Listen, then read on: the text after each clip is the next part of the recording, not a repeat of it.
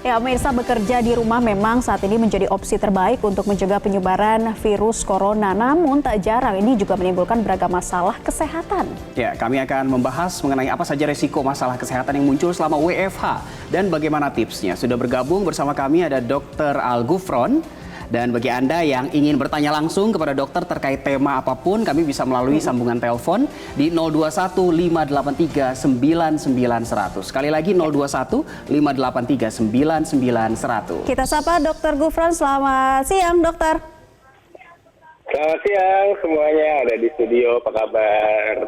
Baik, sehat selalu. Nah nih dok, bagi mereka yang saat ini sedang menjalani WFH begitu ya, terkadang banyak hal atau rutinitas yang sudah tidak lagi dilakukan ketika berada di rumah. Misalnya dari banyak jalan sekarang jadi pasif begitu di rumah. Nah, hal-hal seperti ini yang terkadang menimbulkan masalah kesehatan. Tapi masalah-masalah kesehatan apa saja sih dok yang muncul di kala WFH?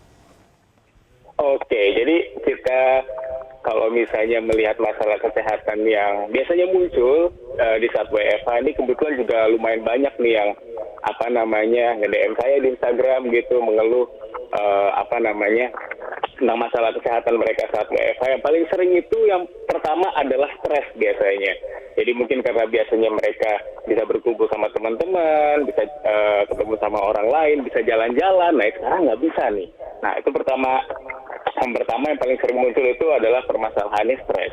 Kemudian yang kedua, karena WFH ini beberapa dari kita mungkin jadinya malas gerak. Padahal sebenarnya WFH itu bukan alasan kita untuk tidak melakukan olahraga.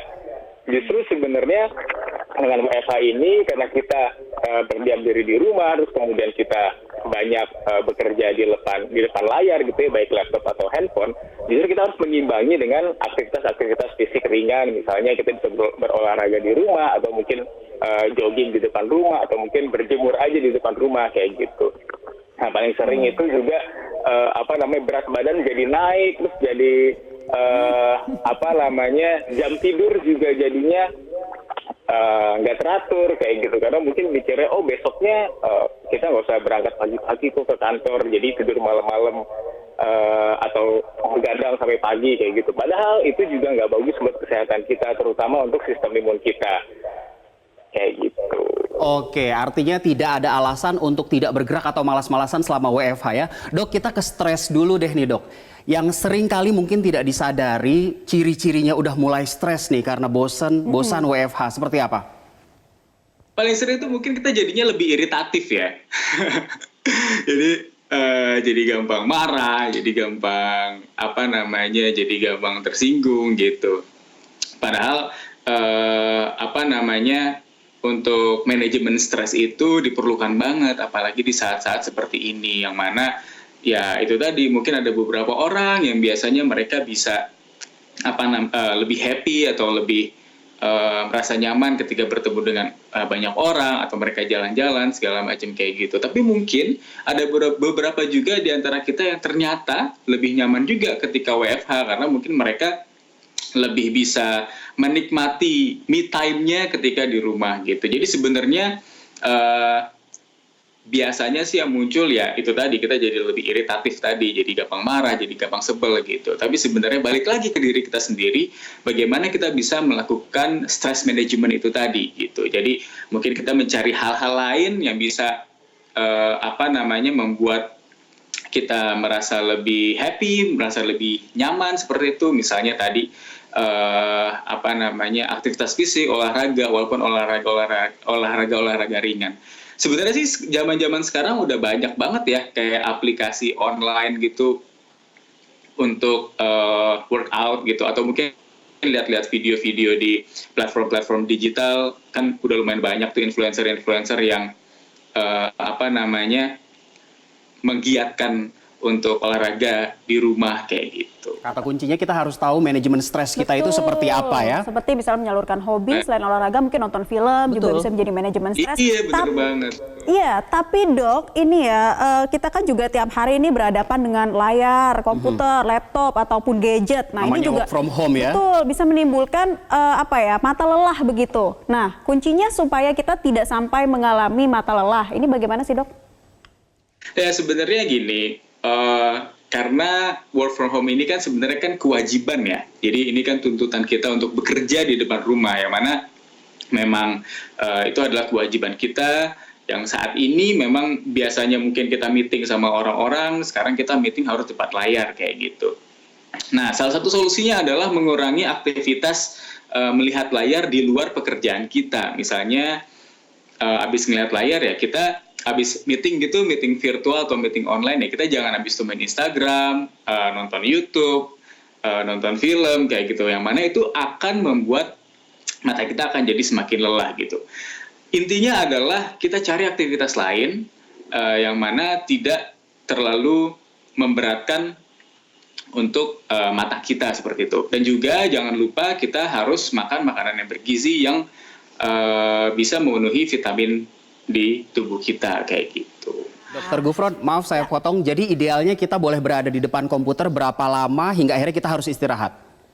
Sebenarnya sih kalau misalnya kita bicara idealnya ya, kita bicara idealnya itu setiap orang mempunyai kebutuhannya masing-masing sebenarnya, dan kewajiban tadi itu sebenarnya. Jadi kalau misalnya ditanya, dibilang kita cuma boleh ngelihat laptop 1 jam nih atau 2 jam nih, setelah itu kita harus istirahat, ya mungkin untuk beberapa orang bisa, tapi mungkin ada beberapa orang lain yang tapi gue abis ini ada kerjaan lain lagi nih, gue harus meeting lagi sama ini.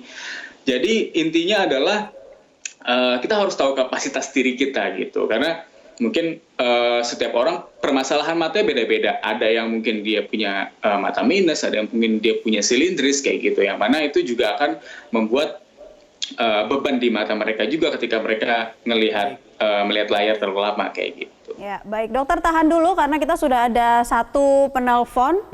Ada Max dari Tangerang. Ada Pak Max ya. Selamat siang, Pak Max. Silakan. Ya, selamat siang. Ya, selamat siang. Silahkan Pak Max.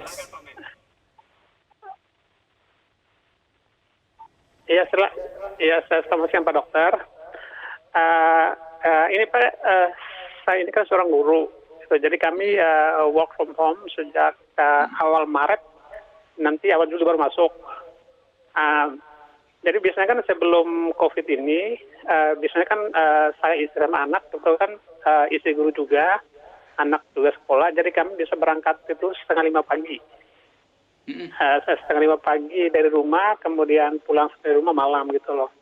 Jadi kebetulan pas lagi work from home ini, itu kami kayak seperti membalas dendam. Jadi biasanya malam tidur lama, pagi bangun telat gitu loh.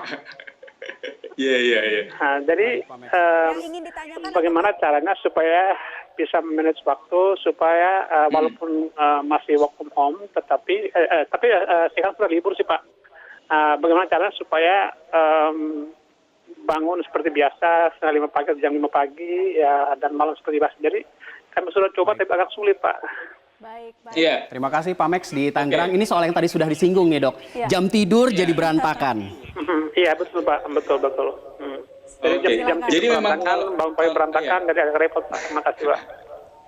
Jadi kalau untuk jam tidur itu memang ada yang namanya circadian rhythm atau irama circadian, yang mana itu adalah sebuah pola. Yang namanya pola itu adalah sesuatu yang dilakukan berulang-ulang. Makanya membuat sebuah pola tidur seperti itu. Nah, jadi yang harus dilakukan oleh Pak Max dan keluarga adalah, yang pertama adalah niat untuk merubah jam tidur. Dan untuk merubah jam tidur itu nggak bisa cuman hanya 1 hari 2 hari, tapi memang harus berkelanjutan terus.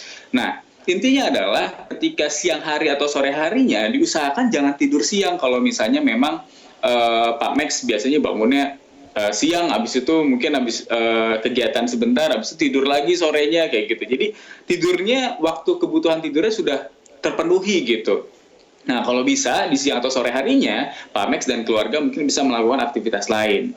Apalagi biasanya Pak Max dan keluarga pergi pagi, pulang malam, jarang ketemu. Nah, ini adalah momen yang bagus banget untuk bisa lebih dekat dengan keluarga seperti itu. Jadi mungkin bisa melakukan aktivitas bersama. Baik, Dokter Al Gufron, tahan dulu. Dan tadi Pak Max sudah terjawab ya. Jadi manajemen waktu itu memang perlu ya Betul sekali. dilakukan. Dan bagi Anda yang punya pertanyaannya bisa melalui sambungan telepon kami di 021 583 99 100. Newsline akan kembali. Ya pemirsa, Anda kembali di Newsline. Tadi dokter saat kita commercial break, Ya. ada telepon dari Ibu Hartati di Jakarta ya, tapi sayangnya terputus. Tapi tadi pertanyaannya Ibu Hartati di Jakarta, setelah 3 bulan WFH, entah kenapa tumitnya sakit. Ini mungkin kebetulan atau tidak saat WFH begitu ya. Itu kira-kira kenapa tuh dok? Iya. Ya bisa jadi karena paling sering ya kalau misalnya tumit sakit itu, tumit nyeri itu biasanya ada peradangan tuh. Nah sumber peradangannya harus dicari tuh.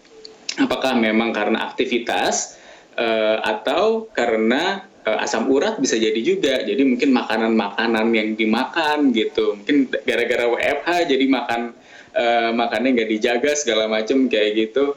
Jadinya mungkin bisa jadi aja tuh muncul asam urat kayak gitu. Dihindari apa saja dok, khususnya untuk asam urat misalnya? Yang harus dihindari misalnya buat asam urat itu ya biasanya ya kacang-kacangan kayak gitu. Cuman kalau untuk secara keseluruhan memang intinya adalah kita harus menjaga yang namanya makan 4 sehat 5 sempurna nih.